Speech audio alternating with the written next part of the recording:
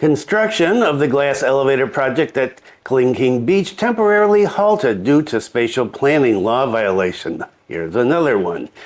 And Bali police chief gathers with consulates to highlight rising foreign crime. Russia and Ukraine dominate deportations. Okay, we have two interesting ones to start off here, and some more as well on the mythical road going from Gilimanuk-Mengwi. Stay tuned for details on these and other stories.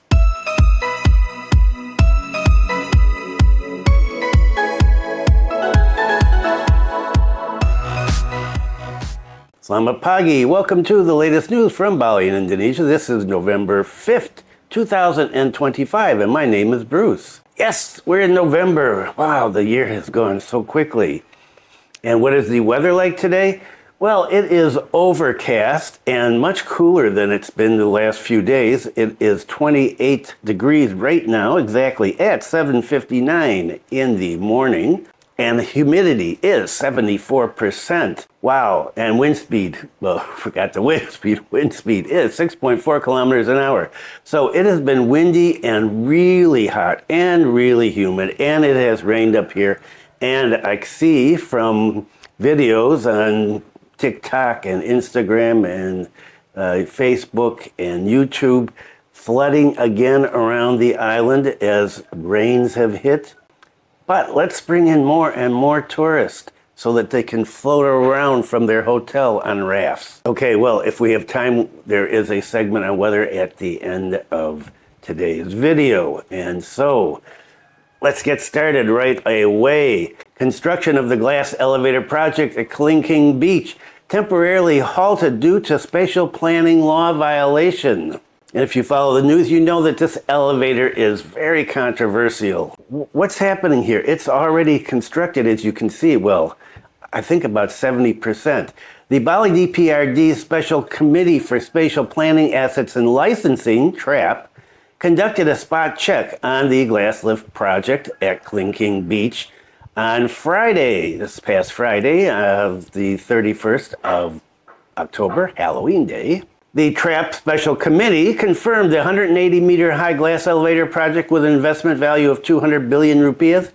Well, after questioning and hearing statements from all parties, the TRAP Special Committee recommended that the Bali Public Order Agency, Satpol PP, temporarily halt construction of the elevator. The Satpol PP immediately installed a police line in the crane area for the glass lift construction. The chairperson for TRAP, Imade Supartha, emphasized that the development in the area violates law number 26 of 2007 concerning spatial planning. They're just figuring this out now. From a legal perspective, it's no longer allowed, so even those who issue permits could face criminal charges, he said during the surprise inspection. He explained that the project location is in a disaster mitigation area, an area that is legally prohibited for large-scale development. How did they get the permit in the first place, and why did nobody see it until now? In fact, according to him, if the project is proven not to have obtained official permits, then all activities must be stopped and the building demolished. More demolition of construction. Meanwhile, from the investors' camp, director of PT Bangun Nusa Property, BNP, Ikoman Suantara, he claimed that the project is legal and is in accordance with regulations, referring specifically to Regional Regulation number 1 of 2024 and number 2 of 2023. He stated that the permit had been issued from 2023 and that all environmental studies and soil strength tests had been carried out. The Chinese investors involved are said to have invested up to 200 billion rupiah and 60 billion specifically to build the elevator. In hopes of boosting Kelingking's regional revenue, which is called POD, and creating new jobs, the agency respects and complies with the decision of the Bali Regional People's Representative Council, DPRD, and the police to temporarily shut down construction of the glass elevator, which is already 70% complete. The chief of Satpol PP stated that the glass elevator project falls within a local protected area and also violates coastal boundaries. In fact, the permit only covers cliff use. Therefore, this project violates those regulations and must be halted. Meanwhile, according to Tribune Bali, the groundbreaking ceremony for the project took place back in 2023, July 7th. This followed Kelingking Beach being named one of the best beaches in the world in 2023 by TripAdvisor. The glass elevator project, popularly known as glass viewing platforms, is a collaboration between the Chinese investor PTBNP and the Karangdawa traditional village in Bunga village. The project investment value is up over 60 billion. The glass elevator was built on land owned by the Karangdawa traditional village. As a form of cooperation, the village will receive revenue from the facility. Of course, there's money. Similarly, 40% of the workforce will be recruited from the local community based on needs and capabilities. The glass elevator is planned to be approximately 182 meters high and the bridge will be 64 meters long. Photo spots will be installed every 20 meters. The glass elevator is expected to be completed in approximately 1 year. During the groundbreaking ceremony, the region of Kelingking at the time, Inyoman Suwirta, was not present and was represented by the head of the Kelingking Regency One-Stop Integrated Investment and Licensing Service. At that time, he advised that even though the construction of the lift at the beach was a mega project, the development of tourist destinations in Nusa Penida would still be carried out on the theme of people's tourism, so that the investors can share profits and the impact can improve the welfare of the surrounding community. Following the groundbreaking, the project didn't begin immediately. Construction began in mid-2024. Initially, there were no major issues. However, a new controversy emerged in the third week of October 2025 when the elevator structure was already high. A post went viral on social media showing a comparison of the beach before and after the glass elevator project. Residents argued that the glass elevator detracted from the beach's beauty. It is certainly a shame that the beautiful scenery of Kelingking Beach has been ruined by the elevator project. I believe tourists come to Nusa Penida for the beautiful scenery, not the elevator, said Kelingking resident Made Sediana. Regarding the steep climb down the cliff to the beach, he said there was no urgency in building a lift. In fact, many tourists have accidents because they go down. If it were easier for guests to go down to the beach, it would be dangerous. The coastline is narrow and large waves often suddenly come. The best way to enjoy the beauty of the beach is from above, he said. Nusa Penida Sub-District Head E. Kadek Yoga Kusuma confirmed when contacted that the glass elevator project was a private project. The investor leased the land belonging to the Karangdawa traditional village. He said the elevator project is from investors. It's not a government project. And I think everybody knows that. Kelingking Region Imade Satria revealed that he had received a direct call from the governor regarding the glass elevator project. During the discussion, the governor stated that Bali provincial government would conduct a review of the project, which is currently causing controversy in the community. Regent Satria explained that the construction process for the elevator had begun in 2023 before he took office as regent. He's not responsible, therefore.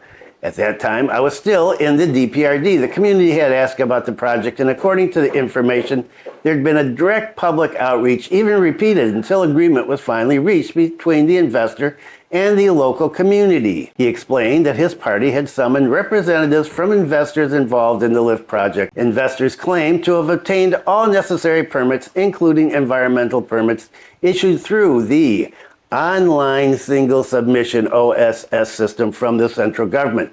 And this process is very controversial, especially over the last 6 months or so. Environmental permits are also processed centrally. They explained that a licensing process had been completed. Because the permits are centrally issued, we in the regions can't do much other than comply with decisions issued by the central government. And apparently, lots of times they say they don't even know what's going on until it goes, what? Viral. Satria added that the development project, which has now reached around 70%, has recently caused inconvenience for tourists because it's considered to be disrupting the natural beauty of Kelingking Beach. After the news went viral on social media, the governor of Bali immediately followed up and received a call from the central government. He then directed that the project be reviewed. The power of social media. Responding to this, Regent Satria welcomed the plan to form a team from the Bali provincial government to conduct a field evaluation, in the study, of course, I told him to send a team. We in the region will await the results of the study. Whatever the outcome, we are ready to follow the governor's direction, he stressed. Furthermore, he emphasized that the Kelingking Regency government does not have authority to stop the project because Kelingking Beach location is a coastal area that falls under the authority of the province and the central government. Let's pass the buck. We hope the study conducted by the Bali provincial government will provide the best solution to maintain the beauty and comfort of Kelingking Beach, he said. Suwirta said he disagreed with this from the start. The former regent of Kelingking, Ijoman Suwirta, spoke out regarding the glass elevator at Kelingking Beach, which is currently a point of controversy. In fact, he said he did not agree from the start with the construction of the lift initiated by a Chinese investor. He said, I was invited to the groundbreaking ceremony before I left as regent of Kelingking. I didn't attend because I already had a tourism development program at Kelingking Beach through One Gate, One Destination initiative. One Gate, One Destination is a long-term program to improve tourist facilities in Nusa Penida by the government without involving investors. These include road improvements at tourist destinations, site development, and the addition of basic facilities like restrooms, among other things. This ensures that tourists are entitled to a fee at each destination. Regarding his name being linked to the permit of the glass elevator, he stated that during his tenure he did not want to interfere in the permitting process. He believes that it is the authority of the permitting team, which must be handled through technical processes. Even when he first took office as regent in 2013, there was a provision requiring the region's approval for licensing matters. However, he revoked this provision because, as regional head, he refused to handle licensing and left it to the technical team. Coordination, and well, who's responsible for anything here? If Nyoman Suwirta is involved in any licensing matters, just ask the licensing team. Did I give him any orders to intervene? They don't even know, he explained. Regarding this controversy, he hopes the public will entrust the special committee with its investigation. The newly formed committee will reveal all of its findings and issues. This will help determine where the permits came from, who issued them, therefore unraveling the tangled threads of this controversy. So we're going to have to wait and see how the elevator project works out here. Maybe it will be stopped and they'll demolish the whole thing. Maybe it will go ahead. Who knows? But a major takeaway from all this is once this goes viral on social media, the government has to do something. And what about crime here? Yes, Bali police chief gathers with consulates to highlight rising foreign national crimes. Russia and Ukraine dominate deportations. The Bali regional police are taking serious action in response to increasing numbers of criminal cases and legal violations involving foreign nationals on the island of the gods. The Bali police inspector directly held a meeting entitled Foreign Consulate Community Development, which involved representatives from 24 friendly countries. The Bali police chief emphasized that maintaining public order and security is key to quality tourism, ensuring both domestic and international tourists feel comfortable and safe. The meeting carried a main theme regarding the role of Bali police and the Bali provincial government. The regional police, together with the provincial government, will increase supervision and protection of foreign nationals in Bali due to the urgency related to the increasing number of legal violations by foreign nationals. Bali is a global destination. Security is our shared responsibility to ensure tourism runs smoothly and benefits all parties, the police chief stressed. The regional police chief specifically highlighted a number of prominent cases involving foreign nationals, including narcotics smuggling, fictitious investments, and cyber crimes. Inspector General of the police confirmed that the Bali Regional Police will take firm action against any violations of law within its jurisdiction. The party is committed to strengthening supervision and cooperation with immigration authorities and consulates to reduce the number of violations. Data from the Bali Police Operations Bureau reinforces the urgency of this coordination. It was stated that as many as 236 foreign nationals have been deported this year.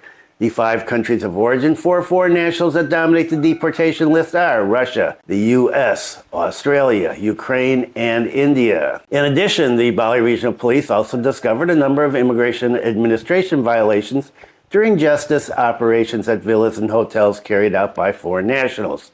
This was conveyed to representatives of 24 consulates, including the U.S., Australia, China, Japan, and Russia. And so more, I've been talking about this the last 3 or 4 videos about more and more surveillance of foreigners here, both tourists and those of us that live here, whether temporarily or permanently. And the police say that they are going to get more serious about the issue. And what about one of my favorite topics besides the North Bali Airport, the Gilimanuk-Mengwi Toll Road? Still confused, Jembrana resident confirms Gilimanuk-Mengwi Toll Road project after land certificate blockage. A number of landowners affected by the planned construction of the Gilimanuk-Mengwi Toll Road in Jembrana are now in a difficult position. Although the project plan appears to be stalled and there is no certainty of compensation, their land certificates have been blocked since 2023, preventing them from selling or transferring their assets. Affected residents expressed frustration at not being able to use their property assets to meet their financial needs, while clarity regarding the continuation of the project and the compensation payment schedule remains unclear. "We can't sell the land because the certificate is still blocked," said one of the residents. The head of Jembrana Regency Land Office, Wita, confirmed the blockage. He stated that the blockade was carried out on the land included in the location determination for the toll road project. This action has 2 main objectives in accordance with Law Number 2 of 2012 concerning land acquisition for public interest. Maintaining authentic data, preventing landowners from transferring rights to other parties, which can cause problems with the data of the original owner who is entitled to receive compensation. And to prevent price speculation. Avoid land price spikes by speculators who know that the toll road project will soon be implemented, which can complicate procurement procedures. I'm just laughing because I'm thinking back to the North Bali Airport, and this goes back, I don't know, maybe 15 years ago. I had a friend who was living over at the time, unfortunately he's passed away now, but was living over in the Kubatamahan area. And when it was announced, well, actually just before it was announced that they were going to build the airport there, a bunch of well-known people showed up buying land there. And when it switched over there, land was bought up over there too. Gee. In total, the affected land in Jembrana covers 683.75 hectares. The land owned by residents has undergone an identification and inventory process by the procurement committee. The fate of the blockage depends on the governor's decree. Although the toll road construction has not shown any signs of progress, the National Land Agency BPN stated that they are bound by the decree for the extension of the penlock issued by the governor of Bali, who apparently doesn't really care what's happening to the people that own land over there. Government Regulation number 19 of 2021 limits the validity of the local development authority to 3 years, extendable by a maximum of 1 year. So the project has been extended now to February of 2026. Wita emphasized that the blocking must be carried out until the extension period ends or until there is further order from the Bali BPN regional office regarding the continuation of the project. Unless the toll road construction stops, we're still waiting. If nothing is done, the project isn't continued, we won't hold back the land any longer, he explained. I'm sure the landowners would be happy to hear that. So, we've gotten to February of 2026. Maybe that is when the next episode of this fascinating series of bizarreness continues. Stay tuned for details. Or, if you don't want to, come back in February and find out what's going to happen. Okay, that is it for today. Thanks for viewing. Be kind to someone today. Take care, and I will see you next Wednesday. Have a great week and coming weekend.